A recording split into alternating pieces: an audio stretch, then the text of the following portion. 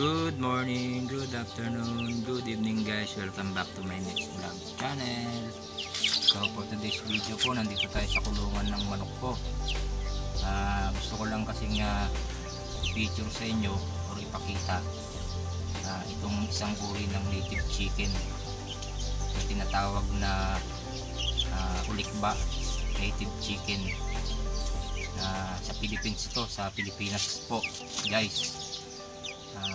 Ano pong special dito sa native chicken na to, kasi ito ito yung tinatawag nilang ulikba or maitim yung laman, medyo maitim.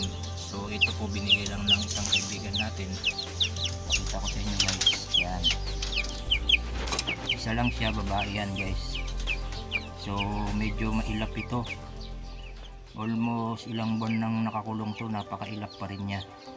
So try natin siyang kunin, subukan natin. So ito na nga siya guys, nailabas natin sa kulungan. Tingnan natin kung ano ang special dito. So ito yung paa niya, ayan, medyo maitim-itim. So ito yung mukha niya, yan. Dito pala makita mo na maitim na yung ano niya. Ito siya guys, so black meat, yan, nakikita ninyo may kaitiman yung medyo maitiman dugo daw nito So ito maitim din ang kanyang muka compare sa ibang mga manok na native. Medyo may lahi ito nung tinatawag nilang black meat native chicken. Indonesia marami nito. Ayan guys, so maitim siya talaga. Masarap daw din man ito pero bihira, medyo may pagka rare na ito.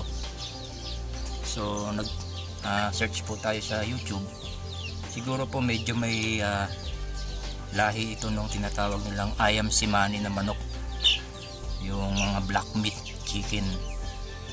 Yan siya guys. So ito po ulikba native chicken. Yan, medyo bihira po ito guys. Yan, uli, nakita ko sa inyo, maitim. So yun lamang guys, nakita ko sa inyo ang native ulikba chicken, black meat native chicken. Isang buwan na to, napakailap pa rin. So yun lamang guys, maraming salamat sa pagbisita sa aking my next vlog. Please don't forget to like and subscribe my next vlog channel.